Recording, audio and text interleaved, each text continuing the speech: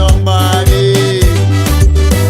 I know I need help for myself, but Lord, that's my request. Please help me to help somebody.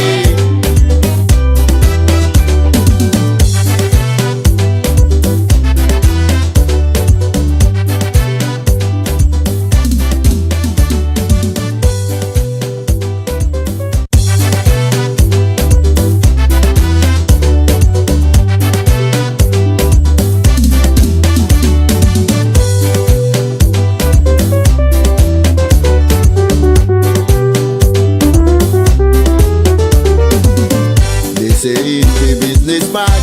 There are other people's business at once.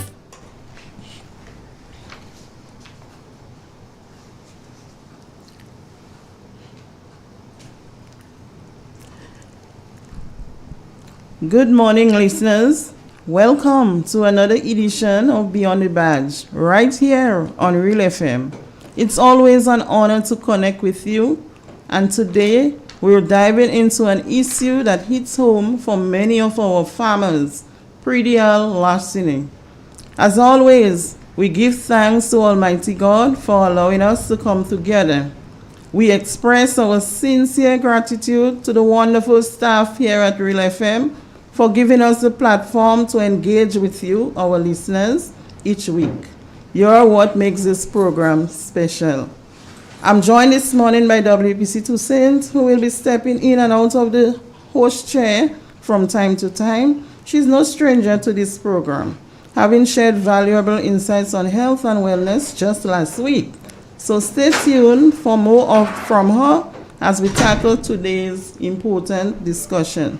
Today's topic is predial larceny, a crime that's deeply affecting our farmers. These hardworking men and women are toiling through sun and rain, planting their crops with hope only to see them stolen before they can reap the fruit of their labor. Families are depending on this harvest, but the reality of theft is haunting. The pain of losing a crop after months of effort is real, and the emotional toll is immense. One farmer said to us, "Officer, it's so painful. My heart aches, my knee buckles. The excitement of the harvest turned to bitter tears. It's a cruel and bitter thing. Many and too many of our farmers are crying out for justice." So what can we do? How can we restore hope? How can we fight against this devastating crime? Let's get into this program with Ms. McDonald, a member of the PLTF Task Force. Ms. McDonald, welcome to the program. Thank you, Corporal Mitchell, for having me. All right. So we continue the program, listeners. Welcome once again, and we go right into our program this morning. Thank you, Ms. Donald, as we are here once again to discuss this program.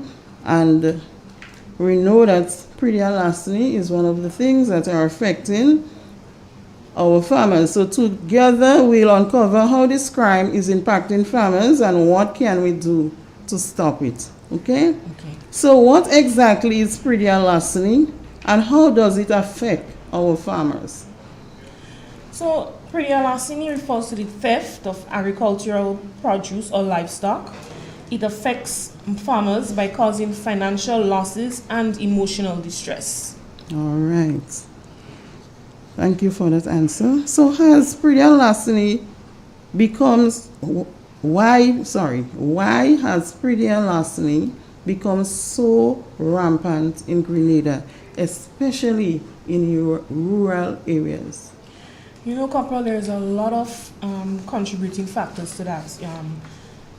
Limited security on farms, lack of awareness, the vulnerability of rural locations makes it easier for thieves to operate. Another contributing factor is the lack of manpower within the predial larceny department. All right. So can you tell us who are the culprits behind these thefts? And are they typically known to the community? Often the culprits are individuals from within the community or opportunistic criminals who know when farmers' crops are ready for the harvest. All right. So I said, listeners, we have with us this morning WPC Toussaint, and she will be sharing with us as well. So you will hear her voice asking our guest questions as well, right? So, Ms. McDonald, how can the police and the community work together to reduce pretty larceny? You know, Corporal Mitchell, I like that question. I like that question a lot. Because I believe, in the community today, with what is happening with pretty larceny, I believe we need more increased patrols, community awareness, reporting suspicious activity can help. Farmers and neighbors also need to stay vigilant. I believe we all have to look out for each other, because at the end of the day, it affects all of us. All right, well said. Ms. Toussaint? All right. Well, good morning, Corporal Mitchell. Good morning to your listeners and viewers on YouTube of the Beyond the Badge program. Now, Ms. McDonald, you just indicated that, the community, they can get involved in doing several things. But what can farmers do to protect themselves and their crops from theft? Farmers can do, there's a number of things that farmers can do. One of the most important ones, I think, should be on the top of the list is increased security. Invest in security measures such as fencing, lighting. They can also use surveillance cameras while remaining alert. The surveillance cameras will help a lot, because then it would assist us as officers to do the job a little bit more easily and effectively. Also, they can also alert the pretty larceny team so that regular patrols and stakeouts can be made when they know that their crops are close to being harvested. They can let us know so we can do regular stakeouts and patrol on those particular farms. Right. And what are the most commonly stolen items reported? That's another good question, a very interesting question, because some of the things stolen are things like cocoa, nutmeg, bananas, even livestock. Can you believe it? Even livestock, goats, pigs, chickens, cattle. I sometimes wonder how do they thief pigs? Thieving pigs. Imagine that. Yeah, it's a real issue. And it's interesting that you raised that question, how it can be done. I'm sure based on your reports, based on your investigations, you would have gathered more information or intel as to how they go about stealing not just the items, but the livestock. Definitely. Right. Can you inform us as to how that's usually done? In terms of stealing livestock? Right, stealing the items, transporting the stolen goods. Transporting the items, also basically stolen goods. Farmers can spot these activities. Thieves often use vehicles, so animals for transportations. Farmers should watch for unfamiliar vehicles or individuals near their farms, especially at night. Always be sure to get the vehicle number plates, which is really important. Because when you see a suspicious vehicle, in all the excitement, all the nervousness, you forget to take the number plates. But taking the number plates, as they travel most of the times with different type of vehicles, it's important to always get the number plates. Right, and as you alluded to earlier, if you have the cameras present, it would assist in capturing that number plate. If you don't happen to see them, because you indicated that it usually occurs at night.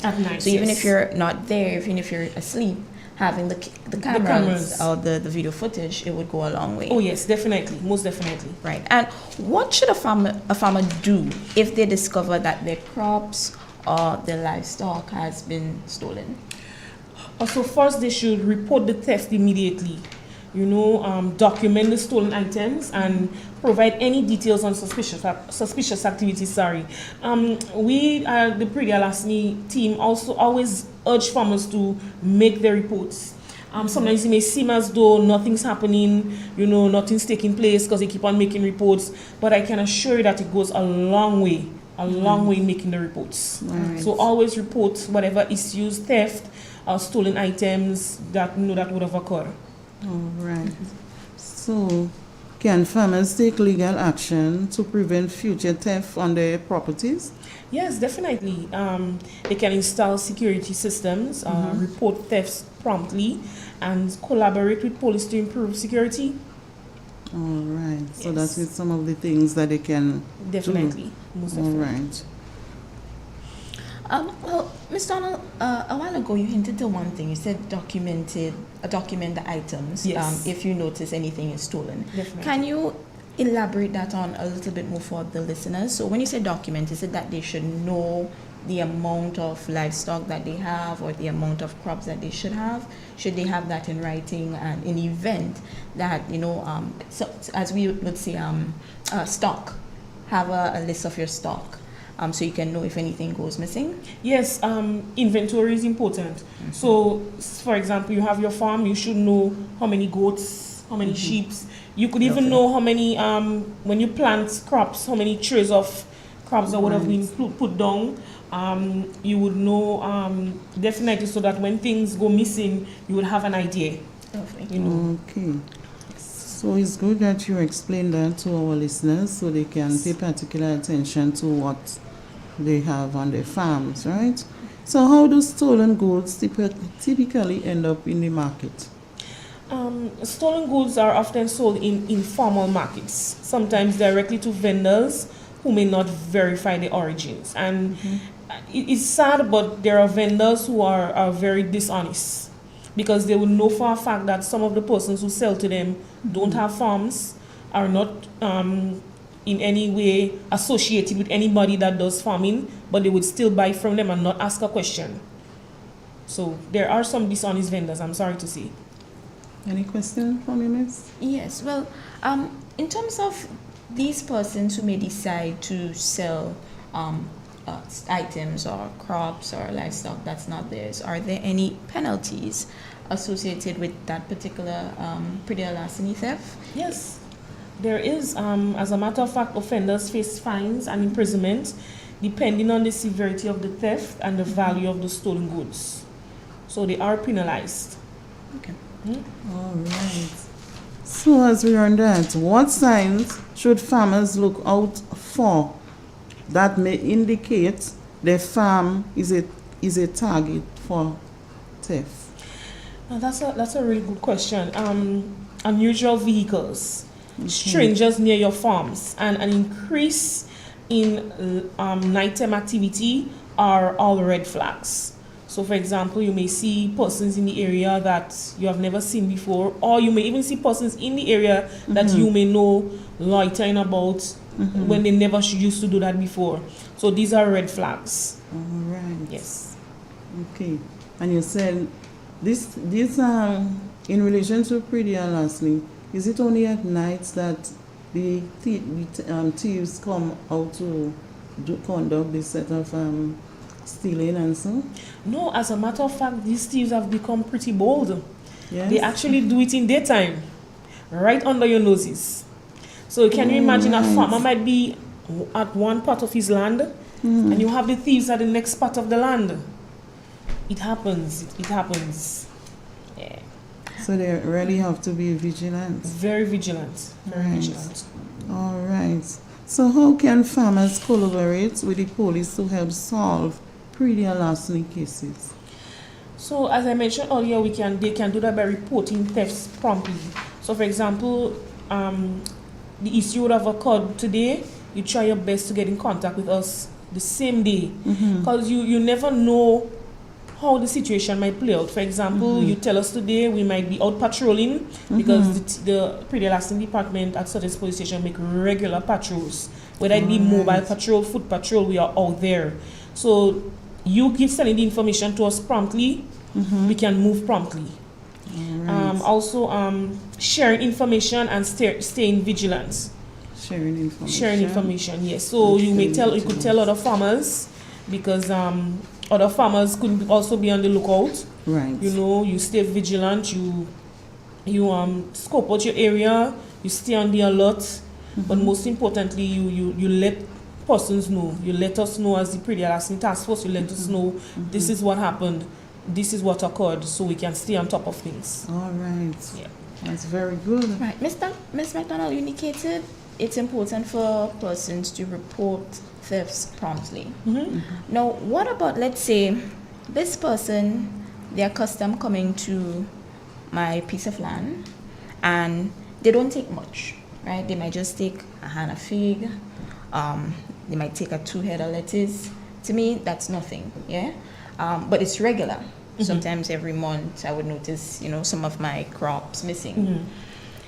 Is it important for me to still get in contact with Pretty Larceny Task Force to report such an incident? So that's a tricky question, but I'll try my best to answer. So in a situation like that, what you can do, seeing as it's a regular thing, you can probably try speaking to that individual, because some persons still think it's not right, but some persons still think because probably they don't have the means to probably buy things for themselves to cook or probably provide for their families, so they would go ahead and take from that particular land. But you can't be doing it every month and not say anything. So as the farmer, I would advise them to try speaking to that individual. Depends on how the individual respond to you, then you take the next step. More than likely, that would be to contact the police. Contact the Pretty Larceny department, yes. Right. But I'm sorry. Go ahead. I'm sorry, but it's always important to if the person is not violent or aggressive person, you can approach them. But if they behave in an aggressive manner, you try speaking to them, then you can contact the Pretty Larceny department. Okay, perfect. Yeah. Thank you for clearing that up. That's okay. Right. Yes. So let's look at the community. How can the community help report and prevent Pretty Larceny in rural areas?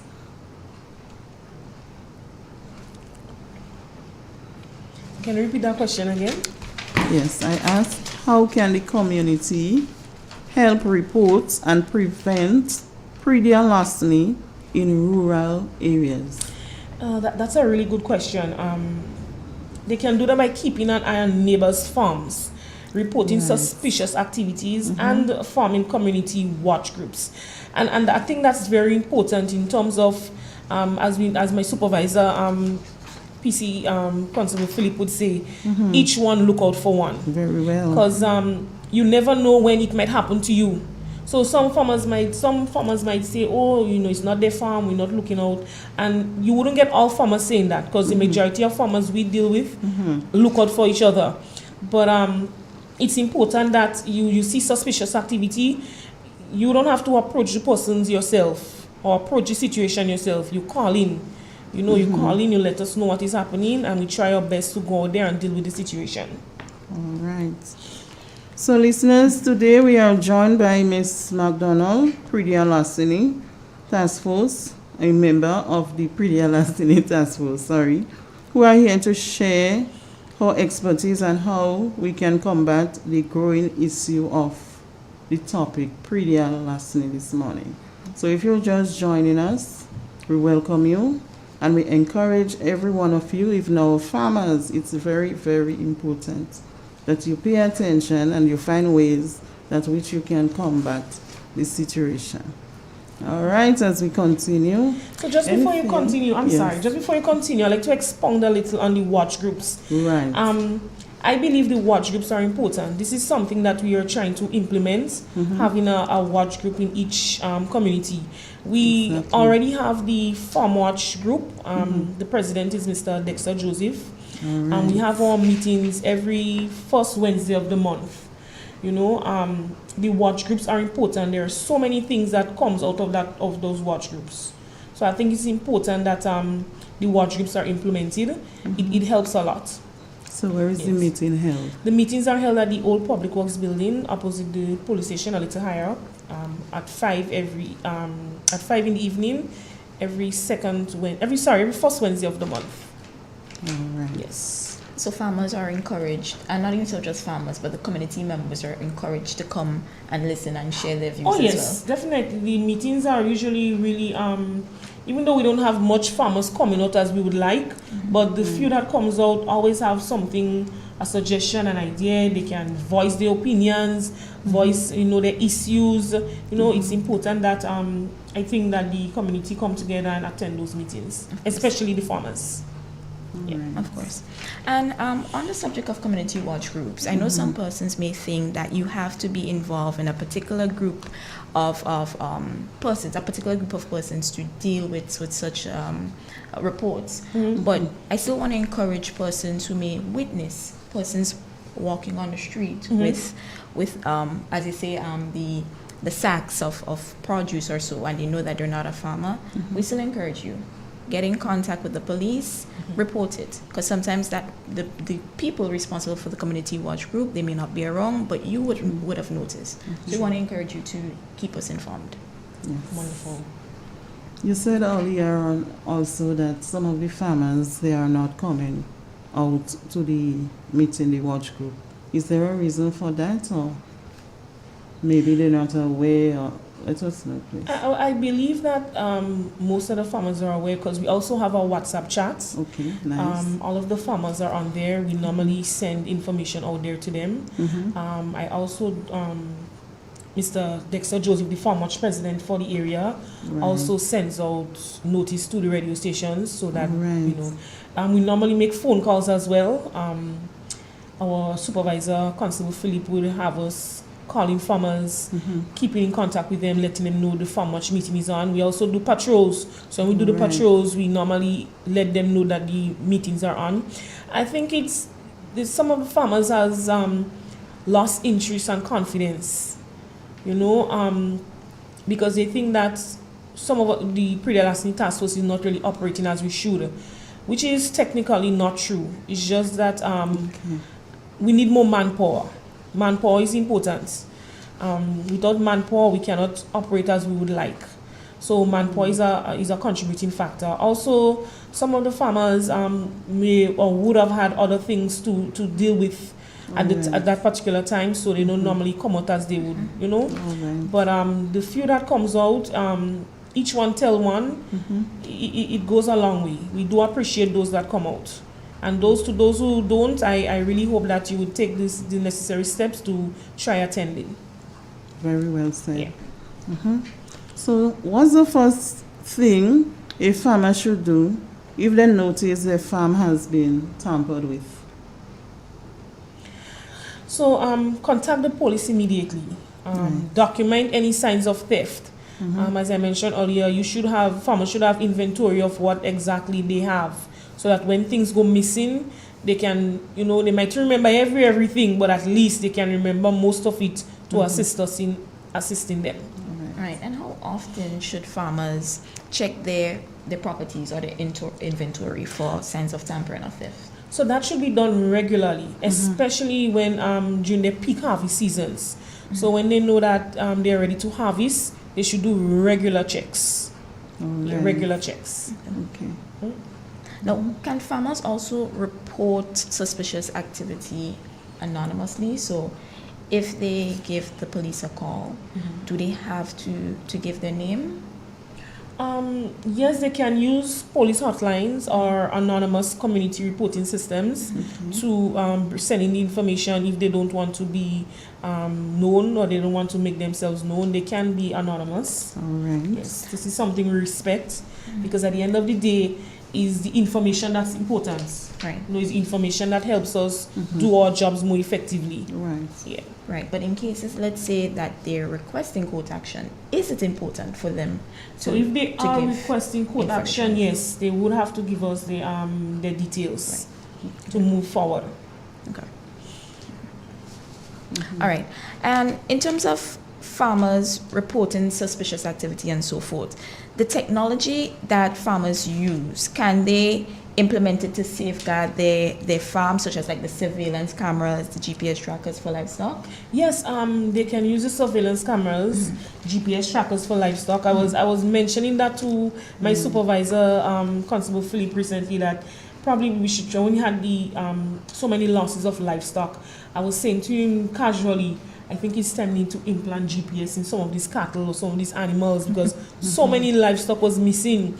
So I said if they have the GPS in there, it will make our jobs much easier. Of course. You know, but I think that's something moving forward that they can, you know, they can do. It would be a great help. You know, and Also, motion sensor lighting, effective deterrents as well. So those can help the farmers a lot if they can put up some of those. Right, so at the night time, yes, if anyone happens to pass by, exactly, it will just turn on and most they'll definitely be able to see what's happening. Of course, Lovely. Of course. Right. Now, what other preventative measures can be taken to stop breeder larceny? That's a really good question.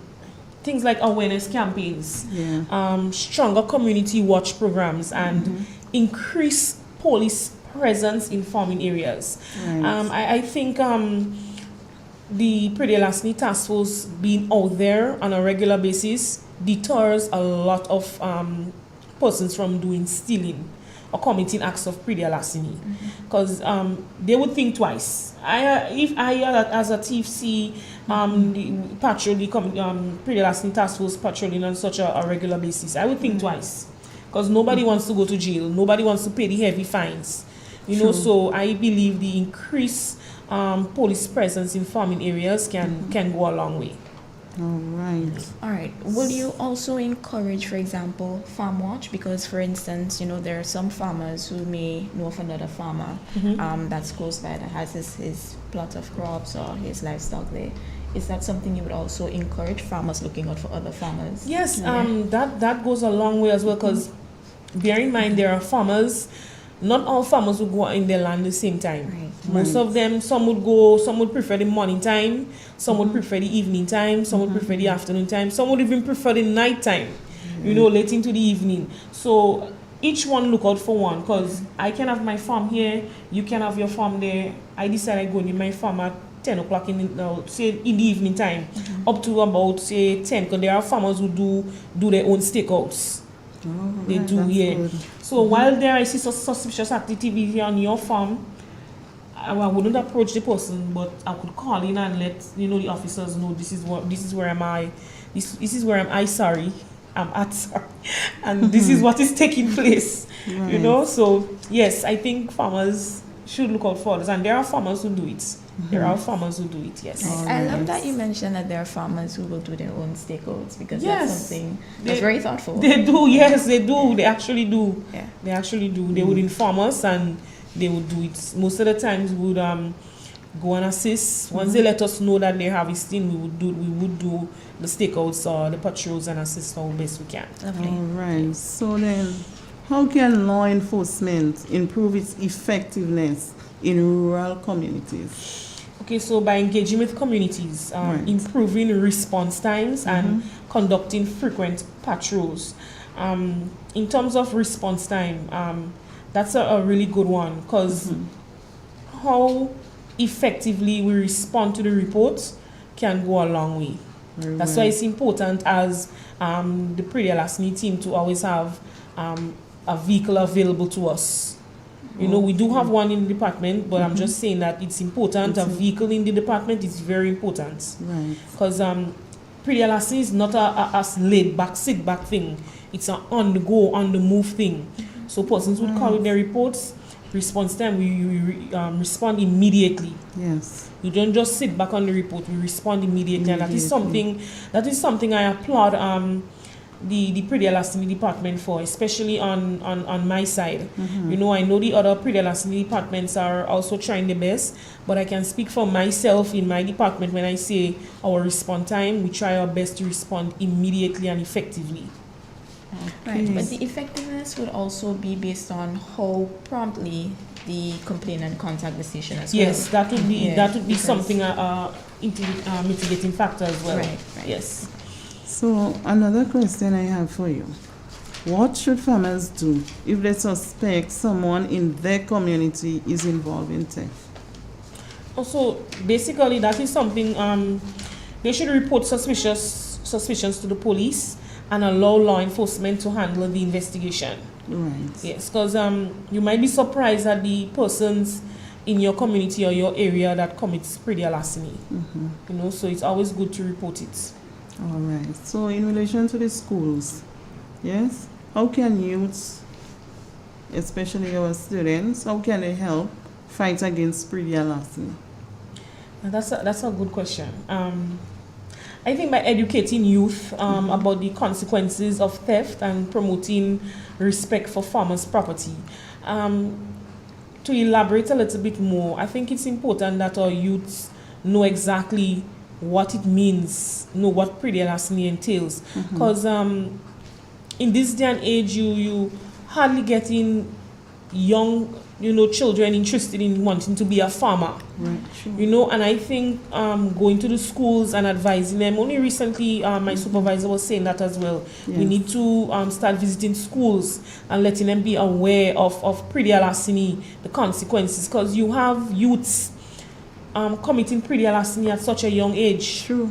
And sometimes they may look at it as nothing, but it could, be a detriment to them moving further along in life. So I think that the awareness at schools, it starts from schools. Not only schools, but at home. At home, your parents should teach you. I'm sure your parents taught you, you don't touch people things. You don't take things that are not yours. Yes. So exactly. it goes back to your home as well, not only the schools. But I think pretty larceny departments, making them aware at schools what pretty larceny is about, can go a long way as well. Yes, I believe that also. So in other words, Ms. McDonald, you're saying that me going to Mr. John's property, his farm, and taking 1 or 2 mangoes, or me taking the sapodillas, you're saying that's pretty larceny. It is considered pretty larceny.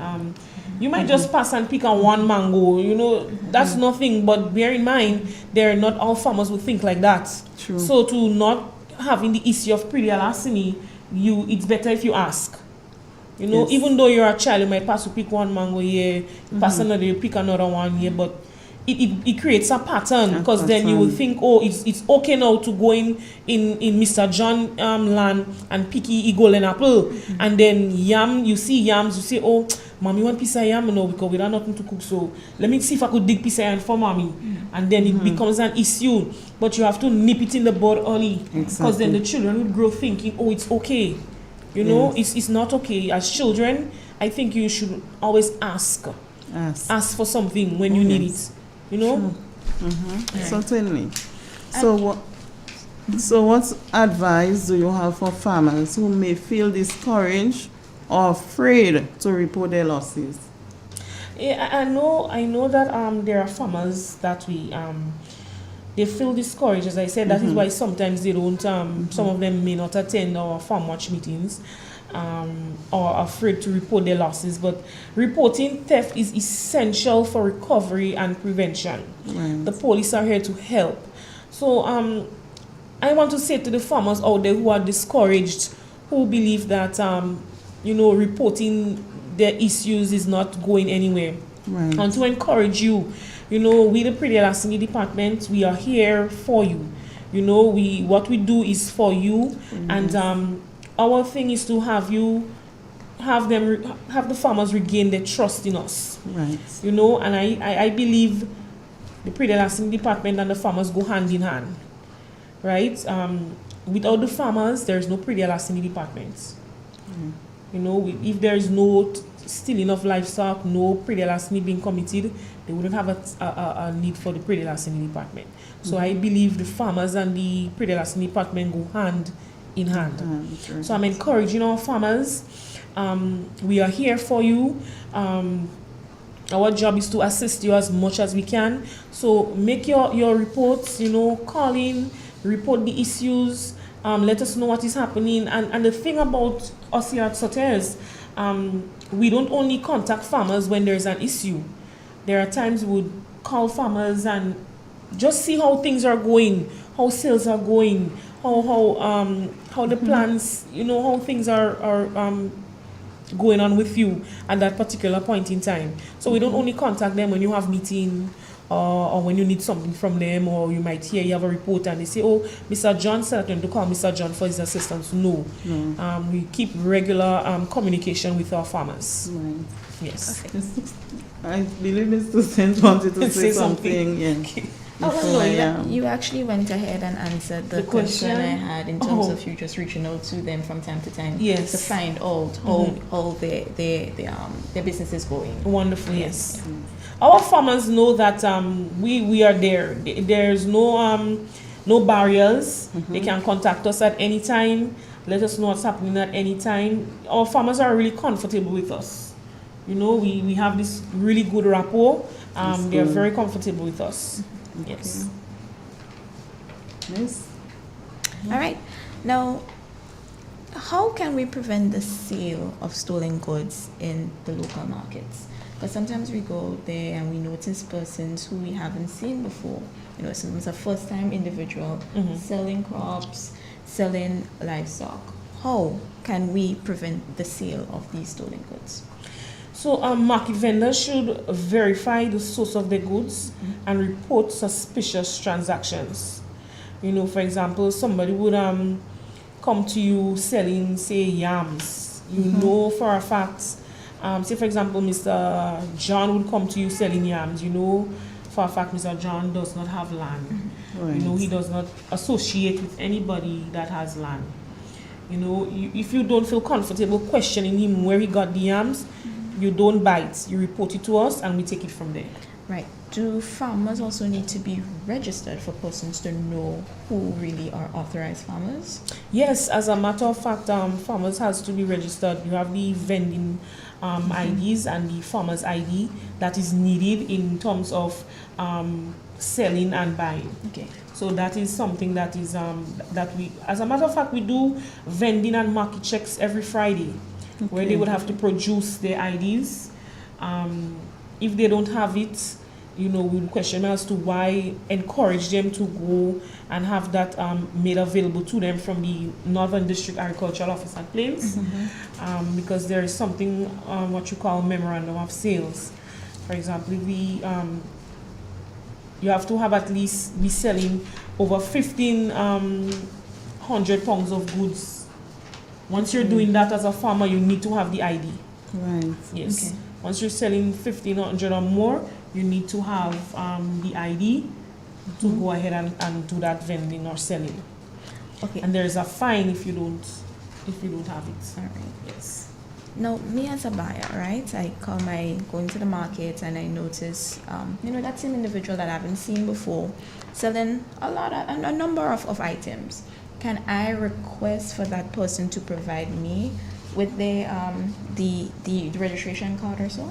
Yes. I can? Yes, If I you have can. any questions. If you have any questions, yes. Okay. Can- All right. And if that person fails, you know, to provide it to me, because you see, I'm not the police. Yes. So if you don't feel comfortable, you can always report it to us, Okay. and we can look into it, making sure that the person has it. Because they could tell you they do and they don't.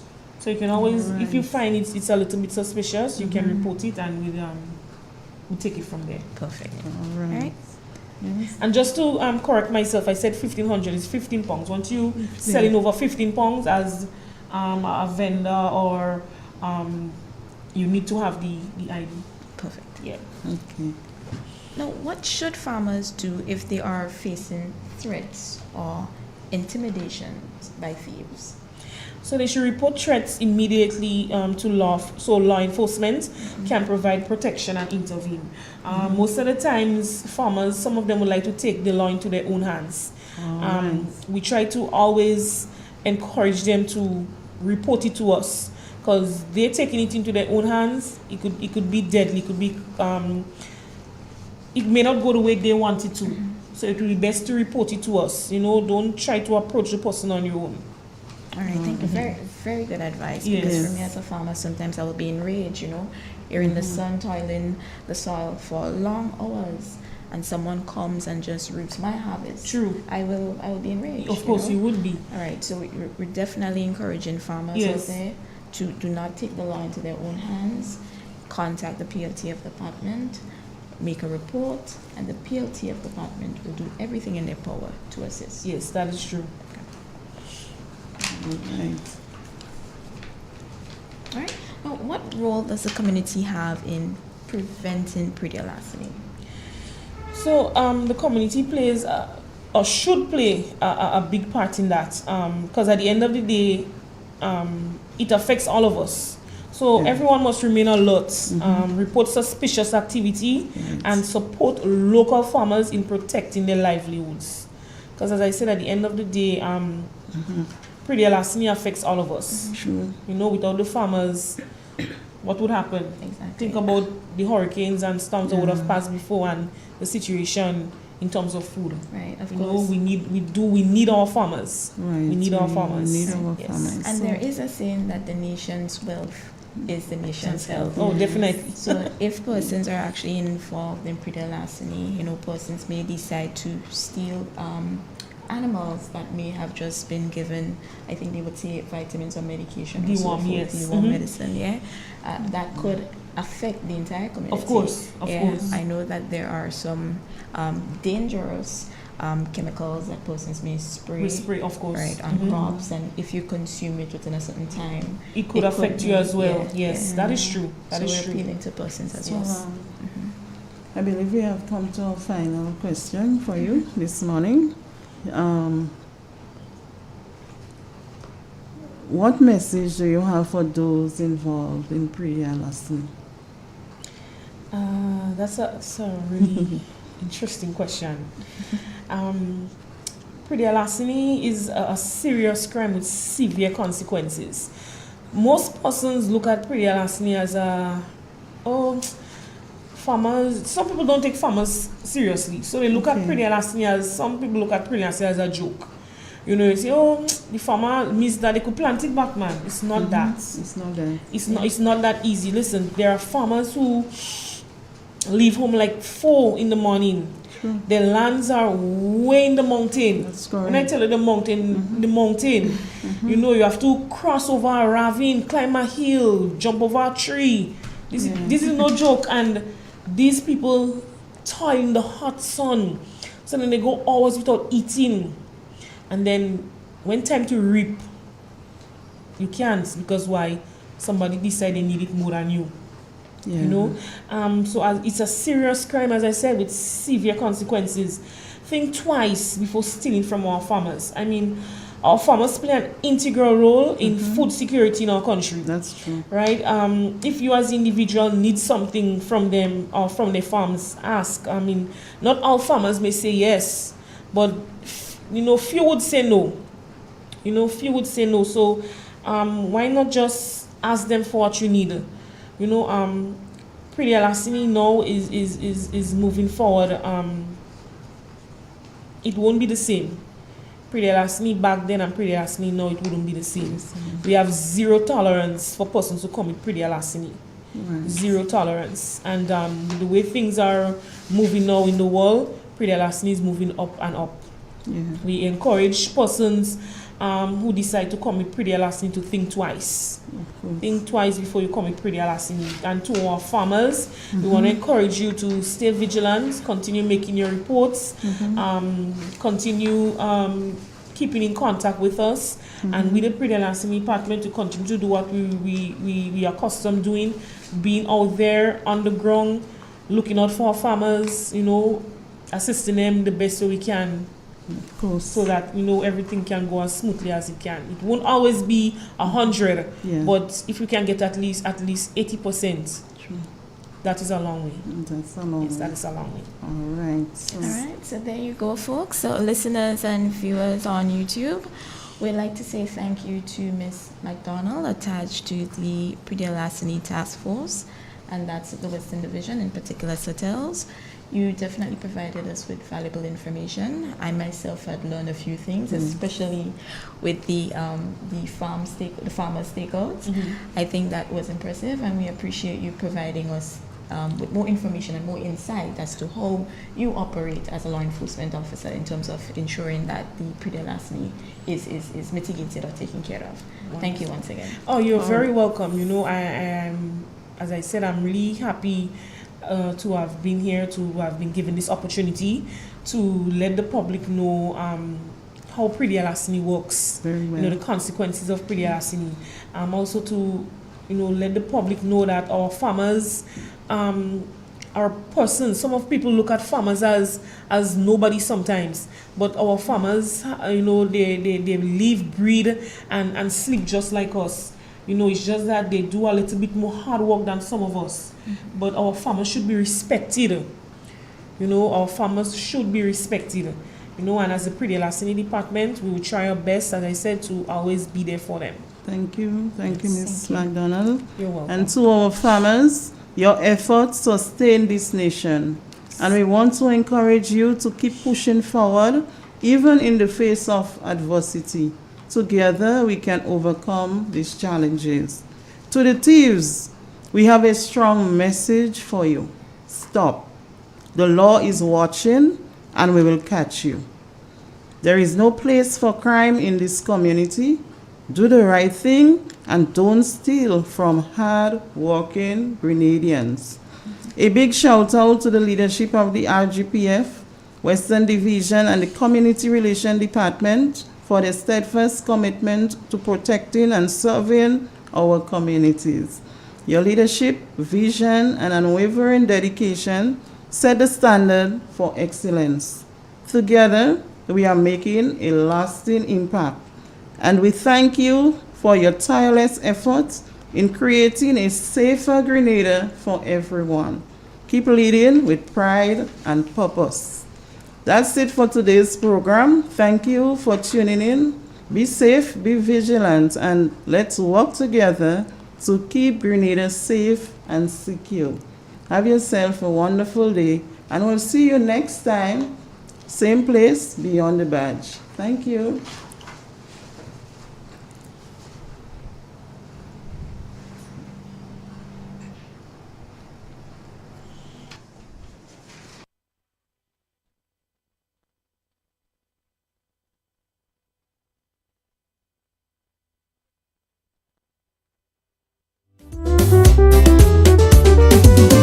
The rich man never look back.